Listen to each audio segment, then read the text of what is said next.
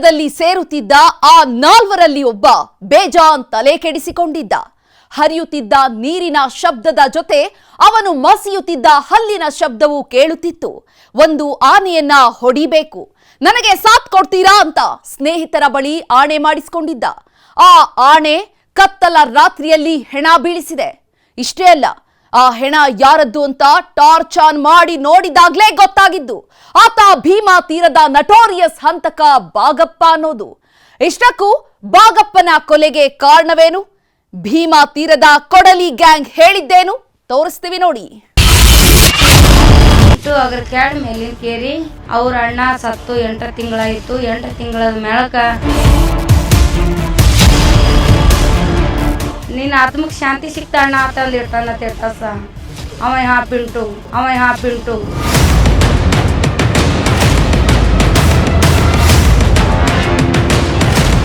ಪಿಂಟು ಹಿಡೀರಿ, ಪಿಂಟು ಹಿಡ್ದಾಳ ಅವ್ರೆಲ್ಲಾರು ತಾತಾರ.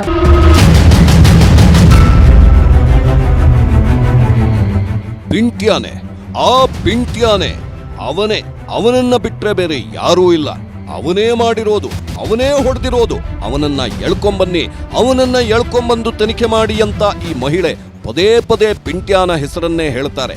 ಗಡ್ಡಿ ತುಂಡಾಗುವಂತೆ ಅವನೇ ಅಂತ ಒತ್ತಿ ಪಿಂಟ್ಯಾನ ಹೆಸರನ್ನೇ ಹೇಳ್ತಾರೆ. ಆ ಪಿಂಟ್ಯ ಬೇರೆ ಯಾರೂ ಅಲ್ಲ, ಇವನೇ ನೋಡಿ.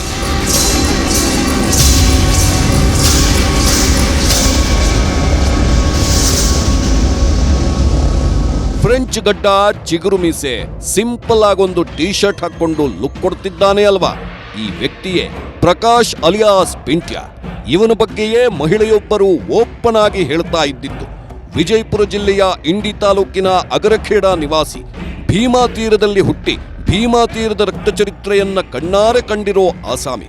ಭೀಮಾ ತೀರದ ಹಂತಕರ ಲಿಂಕ್ ಇದ್ರು ಇಷ್ಟು ದಿನ ತೆಪ್ಪಗಿದ್ದ. ಆದ್ರೀಗ ಮೂತಿ ಮೇಲೆ ಮೀಸೆ ಬರ್ತಿದ್ದಂತೆ ಕೇವಲ 23ನೇ ವಯಸ್ಸಿನಲ್ಲೇ ದೊಡ್ಡ ತಲೆಯನ್ನ ಕೆಡವಿದ್ದಾನೆ. ಇಡೀ ಭೀಮಾ ತೀರವನ್ನ ಆಳುತ್ತಿದ್ದ ಆನೆಯನ್ನೇ ಹೊಡೆದಿದ್ದಾನೆ. ಭೀಮಾ ತೀರದ ನಟೋರಿಯಸ್ ಹಂತಕ, ಭೀಮಾ ತೀರದ ಮೋಸ್ಟ್ ನೋಟೆಡ್ ಕ್ರಿಮಿನಲ್, ಭೀಮಾ ತೀರದ ಶಾರ್ಪ್ ಶೂಟರ್ ಆಗಿದ್ದ ಬಾಗಪ್ಪನಿಗೆ ಚಟ್ಟ ಕಟ್ಟಿಬಿಟ್ಟಿದ್ದಾನೆ.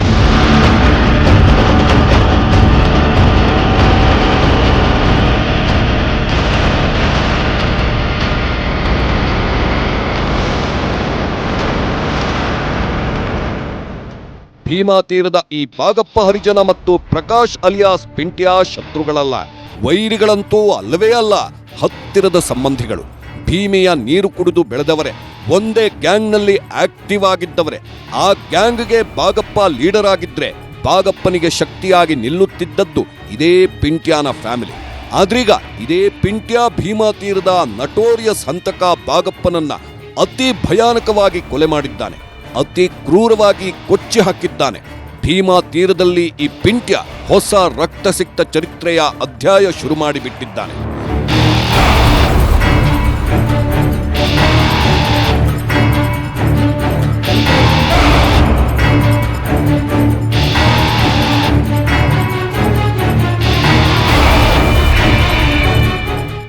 ಬಾಗಪ್ಪ ಹರಿಜನ ಅನ್ನೋ ಮದವೇರಿದ ಆನೆಯನ್ನ ಹೊಡೆಯೋಕೆ ಈ ಪಿಂಟ್ಯಾನಿಗೆ ಸಾಥ್ ಕೊಟ್ಟಿದ್ದು ಇದೇ ಮುಸುಡಿಗಳು.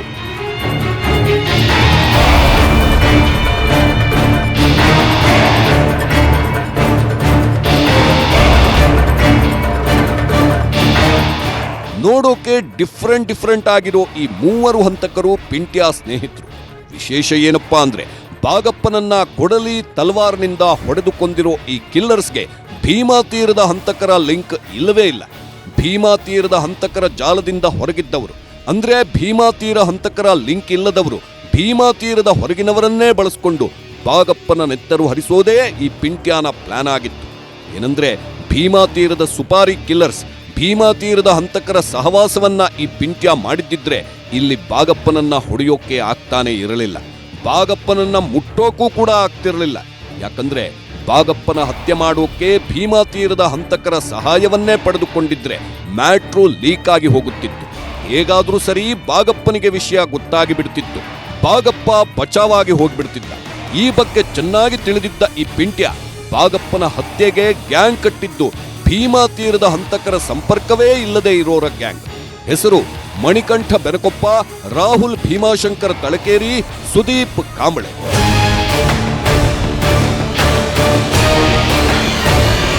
ಪಿಂಟ್ಯಾನಿಗೆ 23 ವರ್ಷ, ಸುದೀಪ್ ಕಾಂಬಳೆಗೆ 20 ವರ್ಷ, ಮಣಿಕಂಠ ಬೆನಕೊಪ್ಪನಿಗೆ 27 ವರ್ಷ ವಯಸ್ಸು. ಈ ಮೂವರು ಈ ಹಿಂದೆ ಯಾವುದೇ ಕೇಸ್ನಲ್ಲೂ ಕಾಣಿಸ್ಕೊಂಡಿಲ್ಲ. ಯಾವುದೇ ಕ್ರಿಮಿನಲ್ ಕೇಸ್ ಕೂಡ ಪತ್ತೆ ಆಗಿಲ್ಲ.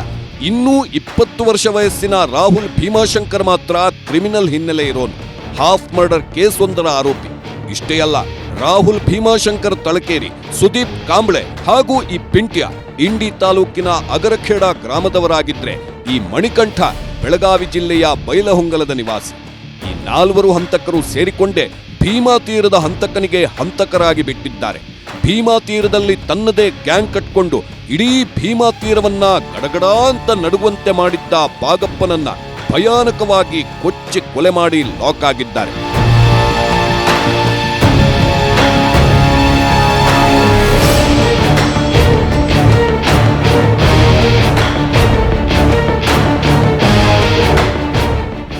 ನಾಲ್ಕು ಜನ ಸೇರಿ ಅವತ್ತಿನ ದಿನ 11ನೇ ತಾರೀಕು ರಾತ್ರಿ 9ವರೆಗೆ so over a period of and time watch ಮಾಡಿರ್ತಾರೆ. ಯಾಕಂತಂದ್ರೆ ಪ್ರಕಾಶಿನ್ಗೂ ಕೂಡ ಈ ಬಾಗಪ್ಪನ ಎಲ್ಲ ಮೂಮೆಂಟ್ಸ್ಗಳು, ಎಲ್ಲಿ ಹೋಗ್ತಾನೆ ಎಲ್ಲಿ ಬರ್ತಾನೆ ಕೂಡ ಗೊತ್ತಿರುತ್ತೆ. ಯಾಕಂತಂದ್ರೆ they were part of the same team.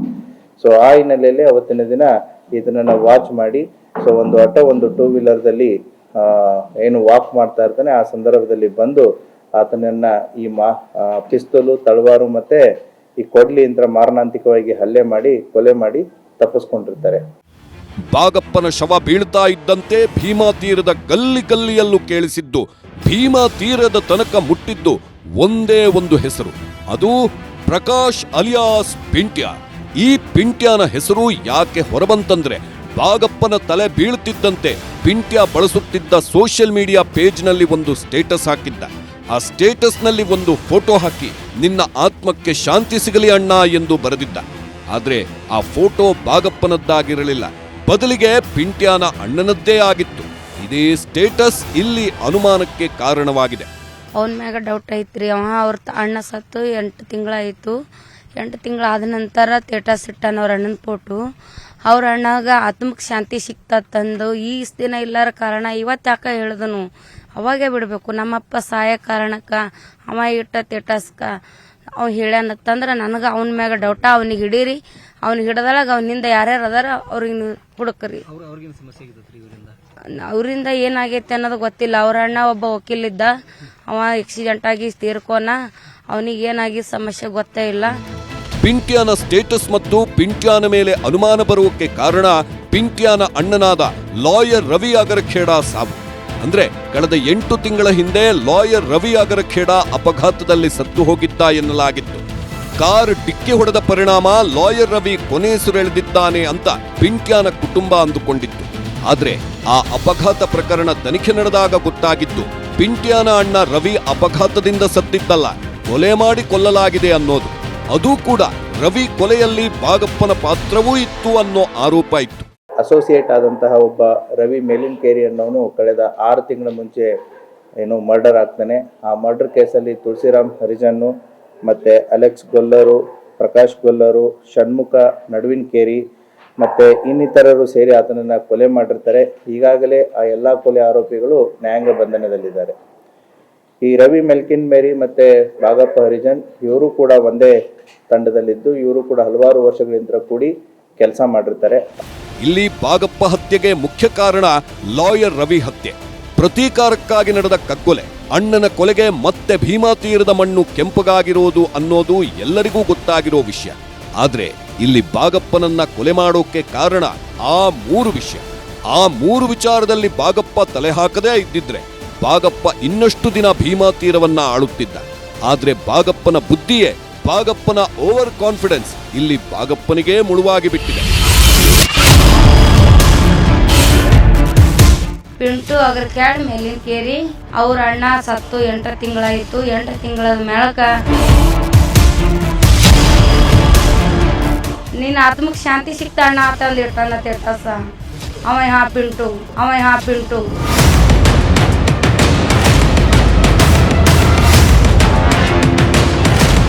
Pintu ಹಿಡೀರಿ, Pintu ಹಿಡ್ದಾಳ ಅವ್ರೆಲ್ಲಾರು ತಾತಾರ.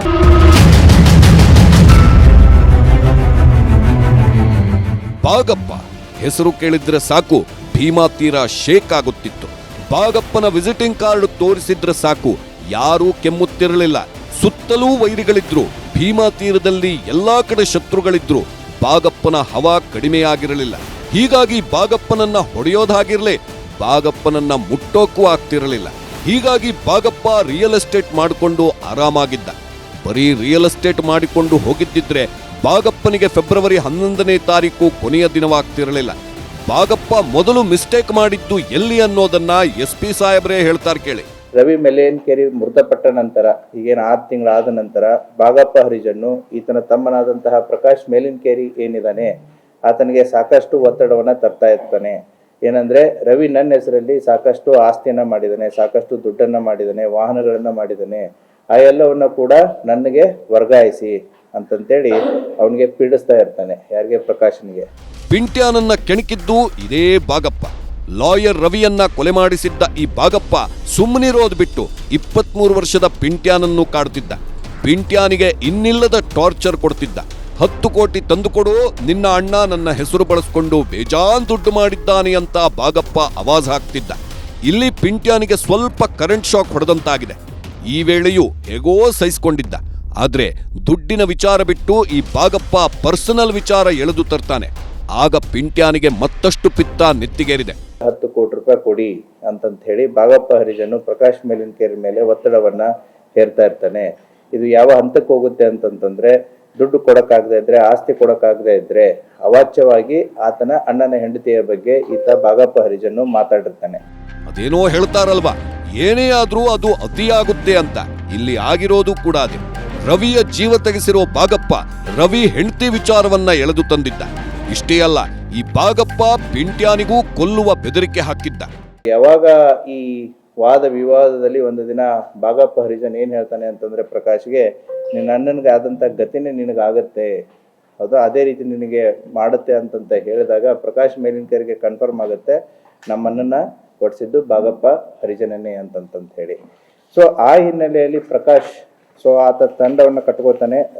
ಬಾಗಪ್ಪನ ಮೇಲೆ ಪ್ರತೀಕಾರ ತೀರಿಸಿಕೊಳ್ಳುವ ಆಲೋಚನೆ ಪಿಂಟ್ಯಾನಿಗೆ ಇತ್ತೋ ಅಥವಾ ಇನ್ನೊಂದಷ್ಟು ದಿನಗಳು ಆಗಲಿ ಅಂತ ಪಿಂಟ್ಯಾ ಕಾಯುತ್ತಿದ್ನೋ ಏನೋ ಗೊತ್ತಿಲ್ಲ.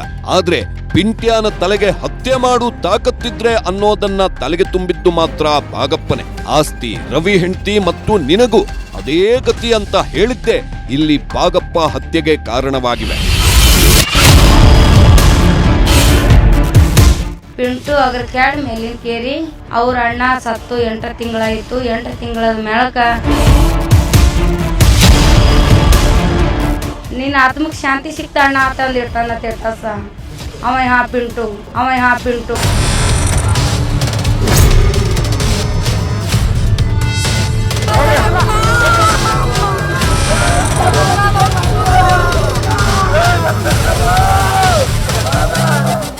ಭೀಮಾ ತೀರದಲ್ಲಿ ಬಾಗಪ್ಪನ ಹೆಸರು ದೊಡ್ಡ ಮಟ್ಟದಲ್ಲಿ ಕೇಳಿಸೋಕೆ, ಬಾಗಪ್ಪನ ಹವಾ ಈ ರೇಂಜ್ಗೆ ಇರೋಕೆ ಕಾರಣ ಭೀಮಾ ತೀರದ ಮತ್ತೊಬ್ಬ ಹಂತಕ ಚಂದಪ್ಪ ಹರಿಜನ.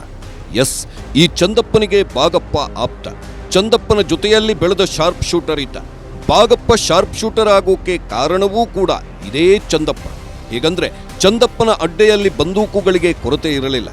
ಹೀಗಾಗಿ ಚಂದಪ್ಪನನ್ನ ಹುಡುಕಿಕೊಂಡು ಬರ್ತಿದ್ದ ಬಾಗಪ್ಪ ಬಂದೂಕಿನ ಜೊತೆ ಆಟ ಆಡ್ತಿದ್ದ. ಕಣ್ಣಿಗೆ ಕಾಣಿಸಿದ ಬಂದೂಕು ಎತ್ಕೊಂಡು ಫೈರಿಂಗ್ ಪ್ರಾಕ್ಟೀಸ್ ಮಾಡುತ್ತಿದ್ದ. ಹೀಗಾಗಿ ಗುರಿ ಇಟ್ಟು ಕೊಲ್ಲೋದು ಬಾಗಪ್ಪನಿಗೆ ಕರಗತವಾಗಿತ್ತು. ಇದಾದ ಬಳಿಕ ಬಾಗಪ್ಪ ಮೆಲ್ಲಗೆ ರಿಯಲ್ ಎಸ್ಟೇಟ್ಗೆ ಇಳಿತಾನೆ. ರಿಯಲ್ ಎಸ್ಟೇಟ್ಗೆ ಇಳಿದಾಗ ಬಾಗಪ್ಪನಿಗೆ ಕ್ಲೋಸ್ ಆಗಿದ್ದು ಸಂಬಂಧಿಯೇ ಆಗಿರೋ ರವಿ ಅಗರಖೇಡ. ರಿಯಲ್ ಎಸ್ಟೇಟ್ ಬಿಸ್ನೆಸ್ಗೆ ಇಳಿದಿದ್ದ ಈ ಬಾಗಪ್ಪ ತನ್ನದೇ ಗ್ಯಾಂಗ್ನ ರವಿಗೆ ಡೀಲ್ ಕೊಡ್ತಿದ್ದ. ಏನೇ ಕೇಸಿದ್ರು ಲಾಯರ್ ರವಿ ಅಂಗಳ ತಲುಪಿಸುತ್ತಿದ್ದ. ಎಲ್ಲವನ್ನೂ ಈ ರವಿ ನೀಟಾಗಿ ಮಾಡಿ ಮುಗಿಸ್ತಿದ್ದ. ವ್ಯವಹಾರ ಕೂಡ ಚೆನ್ನಾಗಿಯೇ ನಡೆಯುತ್ತಿತ್ತು. ಯಾವಾಗ ರವಿ ಮತ್ತು ಬಾಗಪ್ಪನ ನಡುವೆ ಹಣಕಾಸಿನ ವಿಚಾರಕ್ಕೆ ಕಿರಿಕಾಗುತ್ತೋ, ಯಾವಾಗ ವ್ಯವಹಾರದಲ್ಲಿ ಜಗಳ ಆಗುತ್ತೋ, ಆಗಲೇ ನೋಡಿ ರವಿ ಹತ್ಯೆಗೆ ಬಾಗಪ್ಪ ಬ್ಲೂ ಪ್ರಿಂಟ್ ರೆಡಿ ಮಾಡೋದು.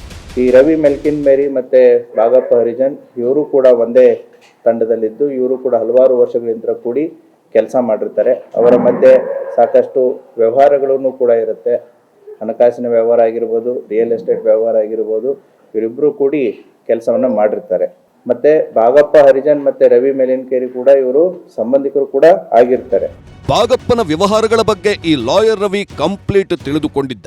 ಹೀಗಾಗಿ ಇವನನ್ನ ಬಿಟ್ರೆ ಸರಿಯಾಗಲ್ಲ ಅಂತ ಕಳೆದ 6 ತಿಂಗಳ ಹಿಂದೆ ನಂಬರ್ ಪ್ಲೇಟ್ ಇಲ್ಲದ ಕಾರಿನಲ್ಲಿ ಹಂತಕರನ್ನ ಫೀಲ್ಡ್ಗೆ ಇಳಿಸ್ತಾನೆ.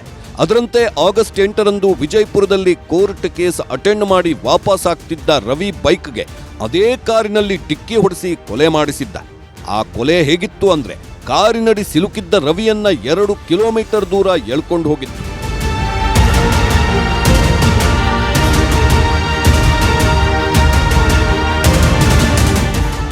ಇದು ಮೇಲ್ನೋಟಕ್ಕೆ ಅಪಘಾತ ಎನ್ನಲಾಗಿತ್ತು. ಆದ್ರೆ ತನಿಖೆ ಬಳಿಕ ಗೊತ್ತಾಗಿದ್ದು ರವಿ ಅಪಘಾತದಿಂದ ಸತ್ತಿಲ್ಲ, ಪ್ರೀ ಪ್ಲಾನ್ಡ್ ಮರ್ಡರ್ ಅನ್ನೋದು. ಅದರಲ್ಲೂ ರವಿ ಕೊಂದಿರೋ ಹಂತಕರ ಬೆನ್ನ ಹಿಂದೆ ಇರೋದು ಬಾಗಪ್ಪ ಅನ್ನೋದು ಇದೇ ಪಿಂಟ್ಯಾನಿಗೆ ಗೊತ್ತಾಗಿತ್ತು. ಹೀಗಾಗಿ ಪಿಂಟ್ಯ ಅಣ್ಣನ ಸಾವಿಗೆ ಪ್ರತೀಕಾರ ತೀರಿಸಿಕೊಳ್ಳೋಕೆ ಭೀಮಾ ತೀರದ ಹಂತಕರ ಲಿಂಕ್ ಇಲ್ಲದೆ ಇರೋ ಹೊಸ ಗ್ಯಾಂಗ್ ಕಟ್ಟಿ ಅತಿ ಭೀಕರವಾಗಿ ಕೊಲೆ ಮಾಡಿದ್ದಾನೆ.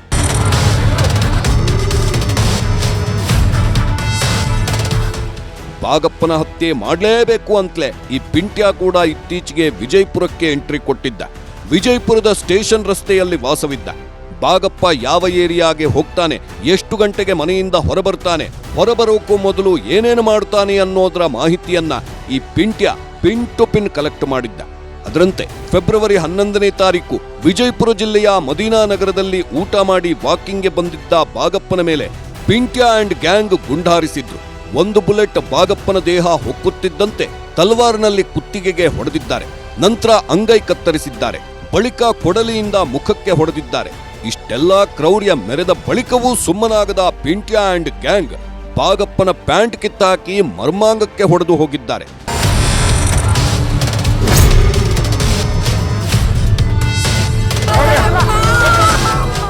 ಭೀಮಾ ತೀರದ ಬಾಗಪ್ಪನ ಮೇಲೆ ಈ ಹಿಂದೆ ಹಲವು ಬಾರಿ ದಾಳಿ ನಡೆದಿದ್ದು. ಅದರಲ್ಲೂ 2018ರಲ್ಲಿ ವಿಜಯಪುರ ಕೋರ್ಟ್ಗೆ ಹಾಜರಾಗಿದ್ದ ಟೈಮಲ್ಲಿ ಎದುರಾಳಿಗಳು ಬಾಗಪ್ಪನ ಮೇಲೆ ಗುಂಡಿನ ದಾಳಿ ನಡೆಸಿದ್ರು. ಈ ವೇಳೆ 3 ಗುಂಡು ಬಾಗಪ್ಪನ ಎಡಭಾಗದ ಭುಜಕ್ಕೆ, ಮತ್ತೆರಡು ಗುಂಡು ಬಾಗಪ್ಪನ ಹೊಟ್ಟೆ ಸೀಳ್ಕೊಂಡು ಹೊರಬಂದಿದ್ದವು. ಆದ್ರೆ ತಕ್ಷಣವೇ ಬಾಗಪ್ಪನನ್ನ ಆಸ್ಪತ್ರೆಗೆ ಸೇರಿಸಿದ್ರಿಂದ ಬಾಗಪ್ಪ ಬಚಾವಾಗಿದ್ದ. ಇದಾದ ಬಳಿಕ ಬಾಗಪ್ಪನ ಅಟ್ಟಹಾಸ ಎಲ್ಲೆ ಮೀರಿತ್ತು. ಹೀಗಾಗಿ ಬಾಗಪ್ಪನ ಮೇಲೆ ಅಟ್ಯಾಕ್ ಮಾಡಿದ್ರೆ ಜೀವ ತೆಗಿಬೇಕು, ಇಲ್ಲವಾದಲ್ಲಿ ನಮ್ಮ ಜೀವ ಹೋಗುತ್ತೆ ಅಂತ ಈ ಪಿಂಟ್ಯ ಅಂಡ್ ಗ್ಯಾಂಗ್ ರೆಡಿಯಾಗಿಯೇ ಬಂದಿತ್ತು.